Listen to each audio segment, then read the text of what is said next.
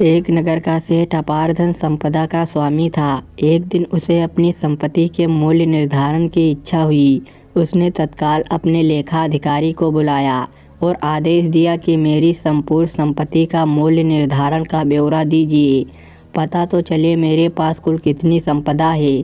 सप्ताह भर बाद लेखा अधिकारी ब्यौरा लेकर सेठ की सेवा में उपस्थित हुआ।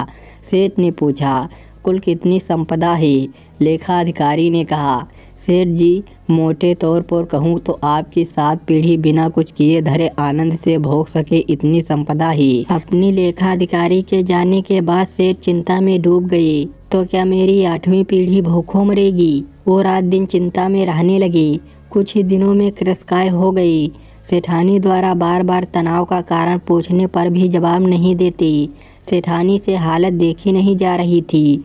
उसने मन शांति के लिए साधु संत के पास सत्संग में जाने को प्रेरित किया। सेठ को यह विचार पसंद आया। चलो अच्छा है, संत अवश्य कोई विद्या जानते होंगे जिससे मेरे दुख दूर हो जाएंगे। सेठ सीधा सत्संग में पहुंचा और एकांत में मिलकर अपनी समस्या का निवारण जानना चाहा। सेठ ने कहा, महाराज, मेरे दुख का तो पार नहीं है।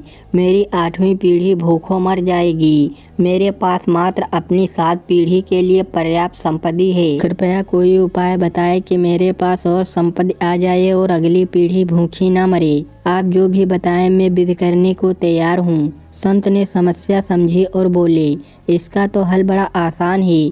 ध्यान से सुनो सेठ। बस्ती के अंतिम छोर पर एक बुढ़िया रहती है, एकदम कंगाल। उसके न कोई कमाने वाला है और न वह कुछ कमा पाने में समर्थ है। उसे मात्र आधा किलो आटा दान दे दो। अगर वह यह दान स्वीकार कर ले तो तुम्हारी समस्या पूर्ण हो जाएगी।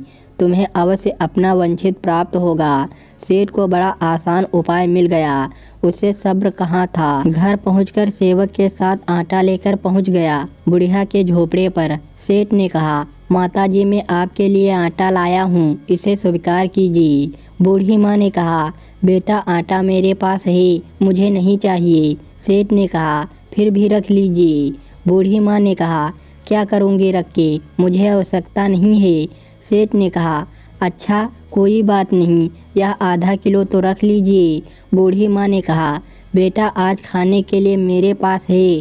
सेठ ने कहा, तो फिर इसे कल के लिए रख लीजिए। बूढ़ी माँ ने कहा, बेटा, कल की चिंता मैं आज क्यों करूं? जैसे हमेशा प्रबंध होता है, कल के लिए कल प्रबंध हो जाएगा। बूढ़ी माँ ने लेने से इनकार कर दिया। सेठ की आंख खुल चुकी थी। एक गरीब बुढ़िया कल के भोजन की चिंता नहीं कर रही और मेरे पास अपार धन सामग्री होते हुए भी मैं 8वीं पीढ़ी की चिंता में रह रहा हूँ। कहानी अच्छी लगी हो दोस्तों तो लाइक और सब्सक्राइब करिए। धन्यवाद दोस्तों।